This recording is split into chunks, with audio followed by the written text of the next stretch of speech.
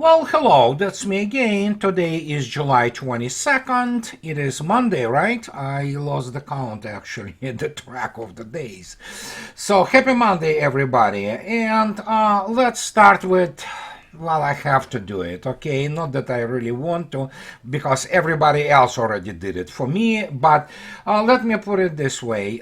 It doesn't matter if Biden resigns or not. Some people already say that he's dead, maybe. I don't know. So it changes absolutely nothing, and while everybody discusses that Kamala Harris will be possibly even next POTUS until obviously the election, but here's how Mr. Biden, not Biden, he wouldn't be able to write this, it's somebody wrote for him, and yesterday he wrote a letter about, to addressing to my fellow Americans. I'm not his fellow.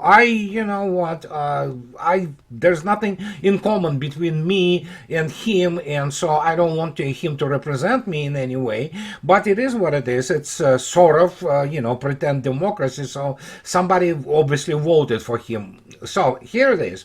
And he talks about that today America has the strongest economy in the world. We made historic investment in rebuilding our nation, in lowering prescription drug costs for seniors, and in expanding affordable health care to a record number of Americans. We provided a critically needed care to 1 million veterans, and yes. So evidently, as he said, together we overcame a once-in-a-century pandemic. There is a lot to be said about it. And the worst economic crisis since the Great Depression. So, yes, it's all fantasy, obviously, because it's so laughable. But then again, I am on the record, you can quote me, and many people will agree with me that basically everything what is happening in the United States today is primarily PR. It is all in media sphere. It is all about words flying around, while country just kind of, rolls on by inertia, and it's ungovernable. And here it is, you see, well, Mr. Biden actually, showed you what he accomplished. Well, he accomplished primarily, of course, something closer to the final destruction of the country together with the Democratic National Committee and the Party of Chaos. And the party which actually, well, the program of the Democrats is everything which is contradictory to human nature, human morality, ethics, and aesthetics for that matter. So, but here it is, Mr. Biden decides not to run, and so we will have Kamala Harris. My God, what can I say? So people now express their opinions on this left, right, and it's understandable.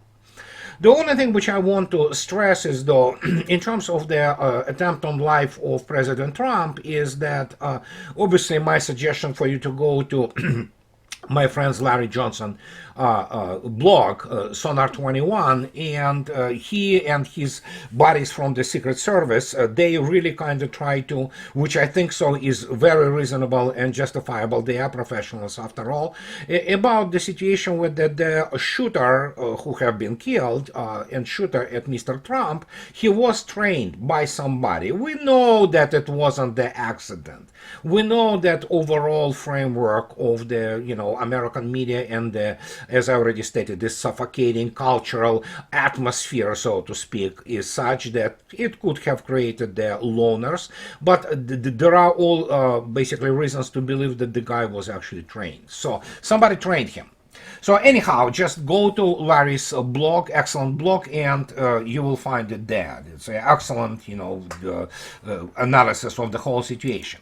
Now, let's go now and talk a little bit of what Representative Hudson talks. And he's talking about Richard Hudson he's Republican, but I mean, it's difficult to disagree with him because what he talks about is that this is a scandal of historic proportion. President Biden is incapacitated.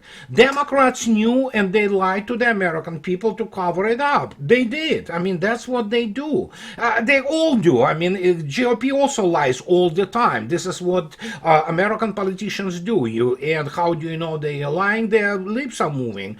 But the truth truth is, it's not only the Democratic Party itself, it's their voters. If those people didn't see in 2020 what they were electing, and they were electing a man who was already totally demented, but that tells you everything you need to know about it, because obviously the cabal of Obamas and whoever other, the mafia behind him, who runs him, this is what they were electing. Well, guess what? As I wrote in my blog, and if those morons do not understand why they are living worse and worse, and they are worse and worse off, it's just the start. That will be much worse as the time goes by.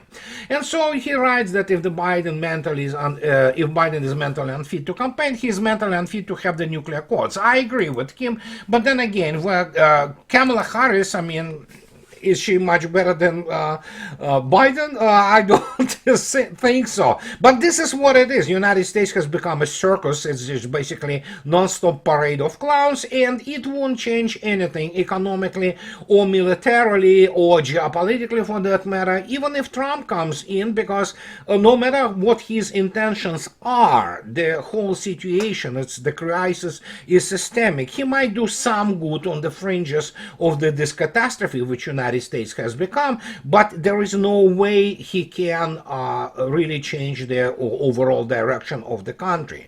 And you will say, oh, you killed any hope for us in doing something about it. No, I don't. Actually, I will come, and I already stated, I will come and vote for Trump. So it's you have to be completely imbecile to vote for anything from Democratic Party, because as bad as GOP is or Trump is, these guys, they're just dangerous. They wrecked the country. They literally wrecked the country. And they wrecked it not only with the election of Biden, that started with the sabotaging of the first Trump administration.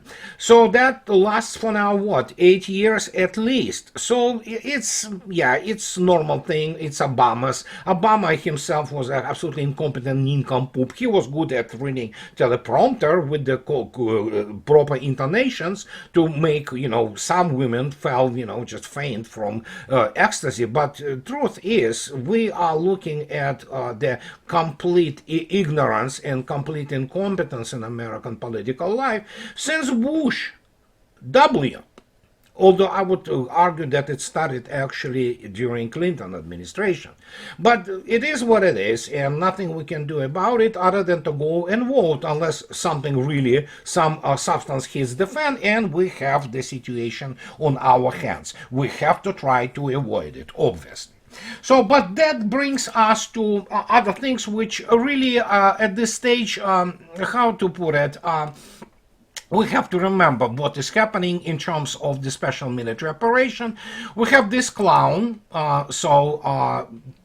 yesterday, somehow he discovered that, Ukrainians are dying. And he suddenly makes this admission that Zelensky made an unexpected confession about the armed forces of Ukraine. And he acknowledges the situation is getting worse. By the way, we talk about New York is about to fall. And so he talks that I know how many people we lose every day. No, you don't. Unfortunately, these changes are not positive. They are not getting smaller. He complained. So let's see how many people he loses daily. So the latest information about the armed forces of Ukraine losses is this. They somewhat, kind of bottom line lowered a little bit. Well, looking at 1,700 a day. Now, yesterday it was 1,700 killed and wounded. So, and we continue to see the actually slaughter of the hardware, not only the personnel. And we have 4 tanks and APCs, 40 armored vehicles, 64 artillery and mortars, and 2 MLRS, including HIMARS. So you have basically continuation of the devastation brought onto these people. And now suddenly we have this, you know what? I'm quoting Douglas McGregor. Colonel Douglas McGregor, and he is correct in this particular instance when he says that United Kingdom has a Lilliputian armed forces. Fact is, I would go as far as say that they don't have actually the operational armed forces. Everything what is happening there is just, you know what, it's almost like Benny Hill show with the yakety sax, you know, music and everybody chasing each other, because there are, as I already stated, there are no competent officers there. There cannot be, because you cannot prepare them, running them into 44 weeks through Sandhurst and then letting them serve, you know what, doing police operation in Afghanistan. Well, good luck with that. But here we have the Royal United Services Institute. Suddenly, oh my gosh, they provide this, you know, let's go in and let's learn preliminary lessons from Ukraine's offensive operations 2022-2023, and obviously it is written by this journal kid Jack Wadling, and there are some other Ukrainian dude. I will talk about him. So, and they say that the purpose of this report is to examine the causes of the failure of the Ukrainian offensive in 2023 to avoid the repetition of such errors in the future and to inform the regeneration of offensive combat power in NATO militaries. This is our all big words, and it's complete garbage because they're not gonna learn, and I will explain you why. And they talk about that the original concept of operations for Ukrainian offensive was sound. So there you go. After that, you can throw this thing out because it's written by amateurs. And again, most of people who work for Rusi, I mean, they wouldn't know their crap from crapola, pardon my French. And so we have these people which they produce their report allegedly to learn. They're not gonna learn anything about it. But if you look attentively, they also who wrote this thing, and for example, Mr. Daniluk, who also the part of it, he is, look at his actually the biography. Alexander Daniluk closely cooperated for many years with Ukrainian government structures in the defense, security and intelligence sector. In 2014, he was the chief advisor to the Minister of Defense of Ukraine. He subsequently served as a special advisor to the head of Foreign Intelligence Service of Ukraine and assistant to the commander-in-chief of the Armed Forces of Ukraine, and for many years was also a member of the parliamentary working group on countering hybrid threats. So in other words, the guy is the classic bureaucrat, worm from the country, which is really not a country. I mean, militarily it's a joke now, and it's being slaughtered, but this is being slaughtered on the orders and plans of people like this Daniluk, who has all big words in his CV, but evidently doesn't have serious military education. And as it is the case with most, for example, armed forces of Ukraine people, who many of whom, including officer corps, have been run through the Western military academies, which do not teach real warfare. And that's the problem. And that is when you look attentively, especially what Rusi publishes, or for that matter, any kind of the American think tank, it is laughable. It is written by people who literally have no clue. Even Rand, well, they have all those political scientists and even mathematicians. They come up constantly with some kind of papers. There is a lot of mathematics which is absolutely irrelevant to the matters at hand, and they don't understand what garbage in, garbage out is. And there you go. So they want to learn something. They're not gonna learn. And the reason they're not gonna learn, because the data sets which really matter, be them from the air defense, to use of artillery, to use of the armor, to use of the infantry, to use of the especially electronic warfare and things of this nature, which are constituting the actually modern warfare of the 21st century, they are all classified, and rightly so. And that is why they will learn absolutely nothing other than they basically regurgitating the same old Ukrainian propaganda, garbage in, garbage out, and anecdotal evidence. That's what they are. They're learning. They think that, well, yeah, they can learn some, tactical tricks. For example, Russians are using now quadricycles and even motorcycles, and because they're obviously very fast, very speedy, it is very difficult to develop any kind of the firing solution in them by artillery or even RPG or something like that. So the only thing they can do, when Russians run on the attack with the small groups to take some kind of the support point or the platoon support point or even company support point of the armed forces of Ukraine, yeah, it's very difficult to interdict that. And that's tactical trick. How you will develop things, to counter it, well, that's the matter of, all people who sit in all kinds of the institutions and study this, and they say, oh, okay, we can create this on that and somehow counter this issue. But truth is, the speed is one of the fundamental tactical parameters, and Russians use it very effectively. So, and this is just the example. But then, of course, we have the other thing, which is, apart from the Rusi, which is funny, we have the Russians will explain to those nincompoops with Sandhurst, all those, professors of the warfare, and all that thing. Here we have let me kind of get you back, on the memory lane.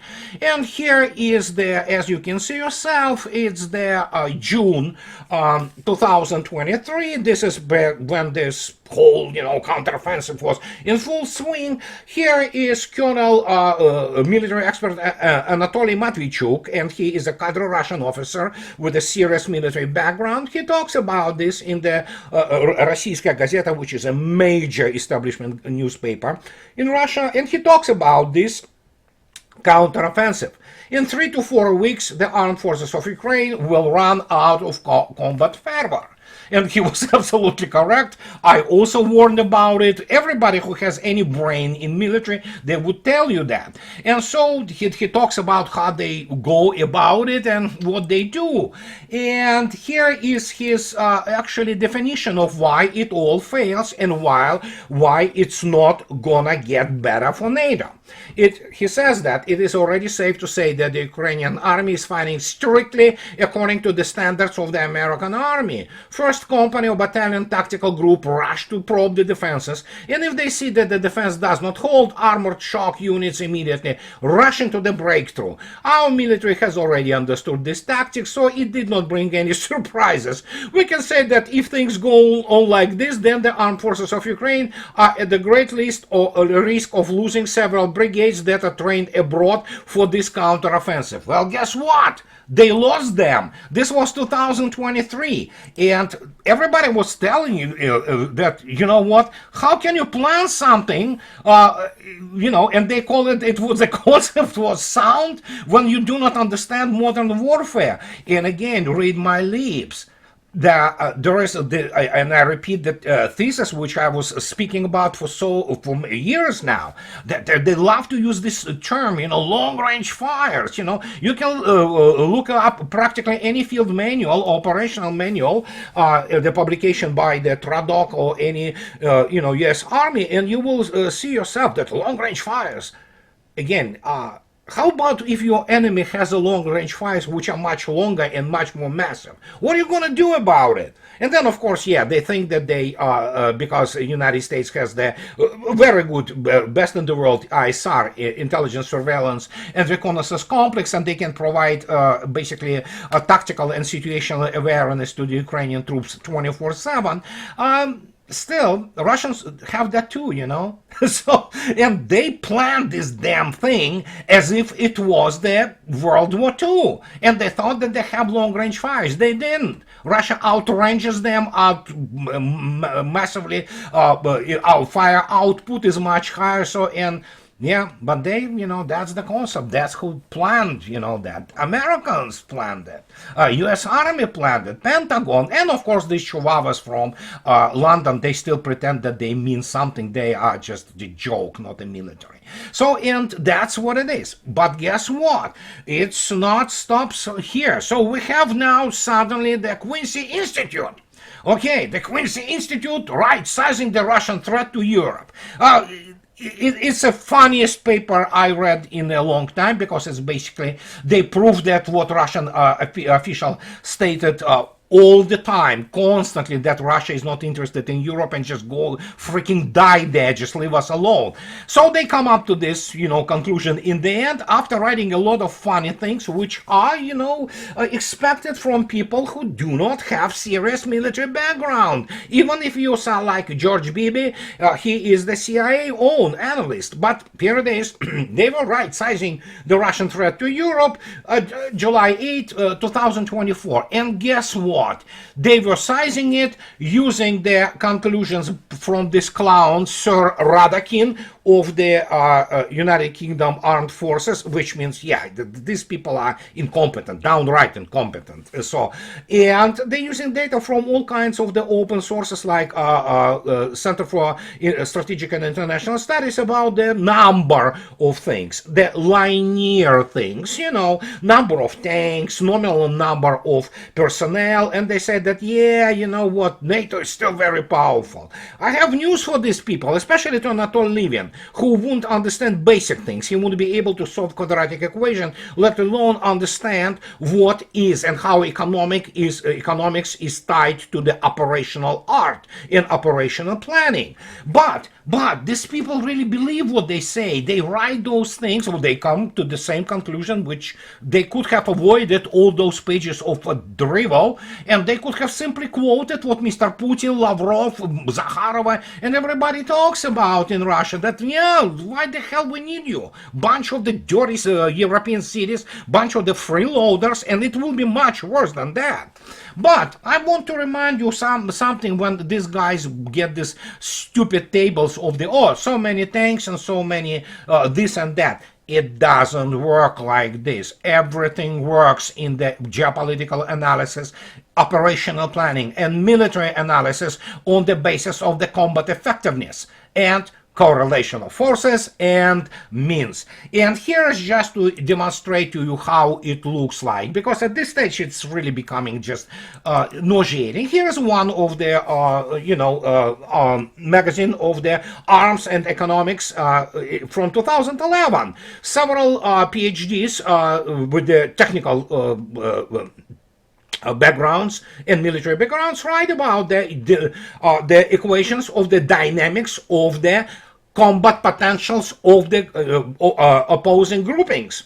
And they talk about, and as you can see yourself, anybody who follows what I write and talk about, it is classic Osipov-Lanchester equations, which in the end developed into this modeling of the combat potentials. And even combat potentials, or for that matter military potential, they have all kinds of other potentials, which is the simply theoretical potential, real potential, and actual potential. That means a kinetic potential, which, well, stops being potential and becoming kinetic.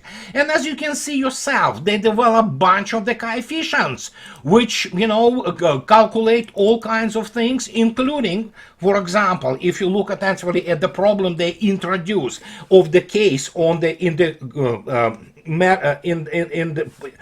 in the matter of the developing combat or hostilities, and you have the resupply and restoration of the numbers of the military groupings.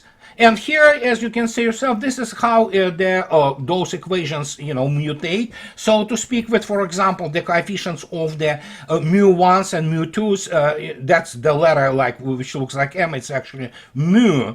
And it's the intensity of the resupply and restoration of the number of the groupings. And then you calculate what is called the correlation of the combat potentials of the sides, and things goes on and on and on. You have to go into the matrices there to develop things. And so this is just to demonstrate to you how the serious analysis is done by staff people, including general staff.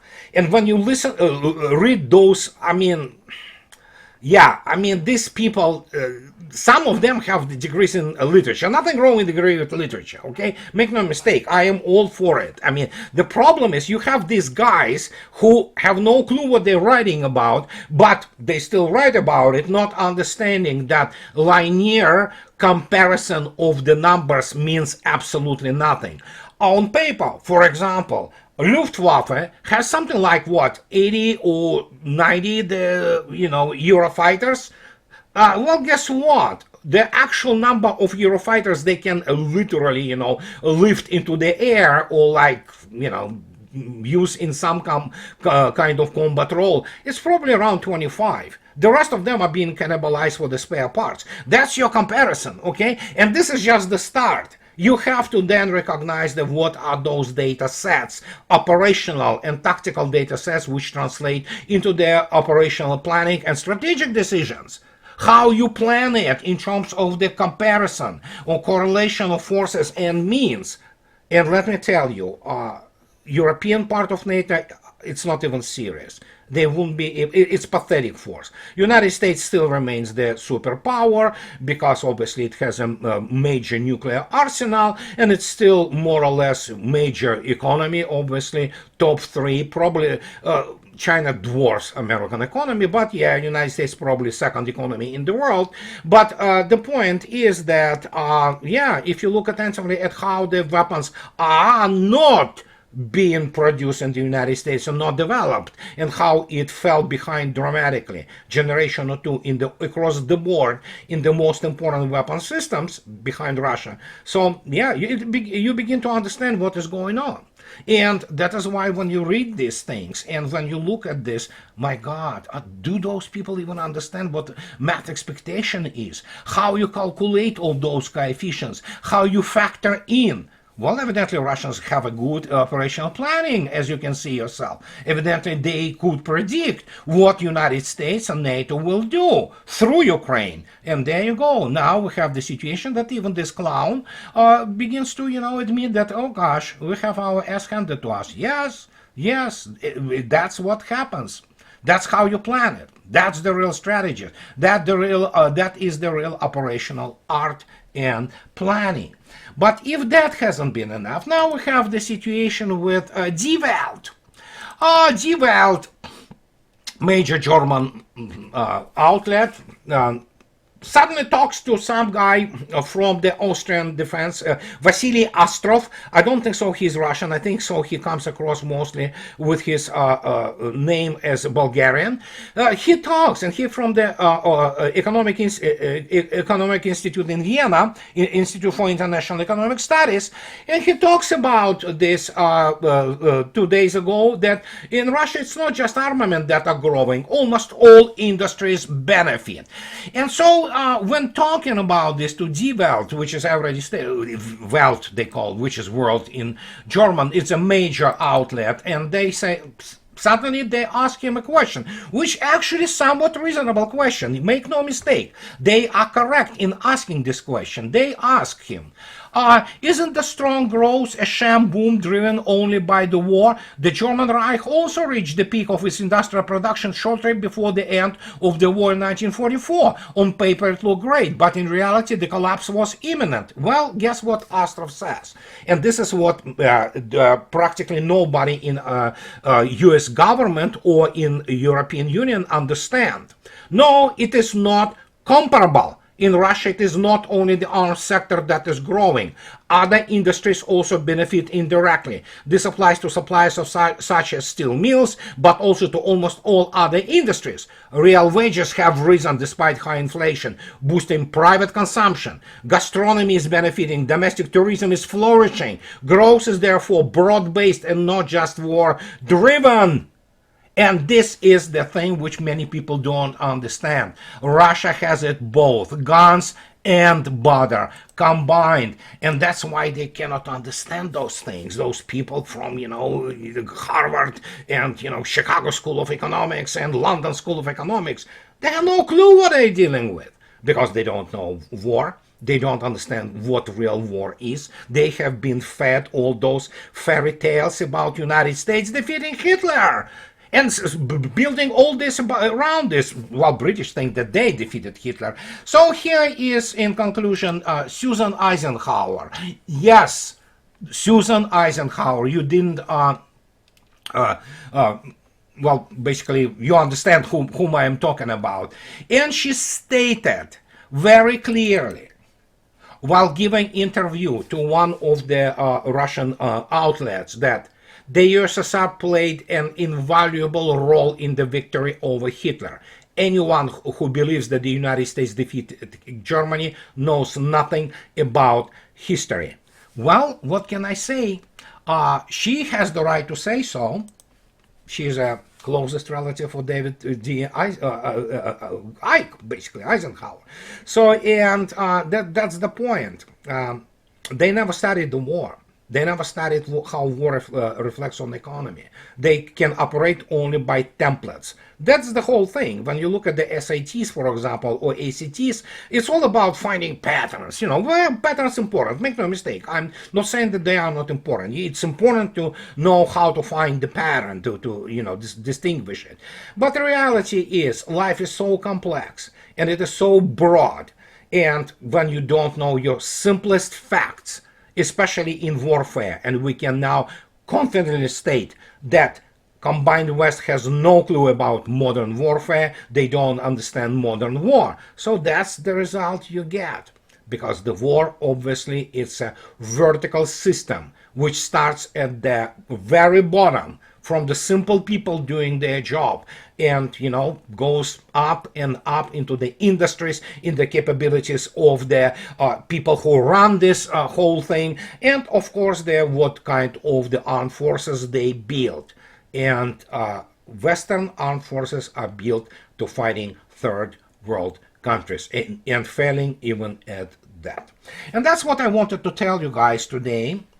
And in conclusion, as always, those who like what I do, please, you know, support me on Patreon or buy me a coffee too, and subscribe to my channel. And I will leave the link to my wonderful friend Anton Ovcharenko. He started to finally putting out his music, also, you know, with some pictures on it. So, and you can go and listen to his wonderful pieces of music.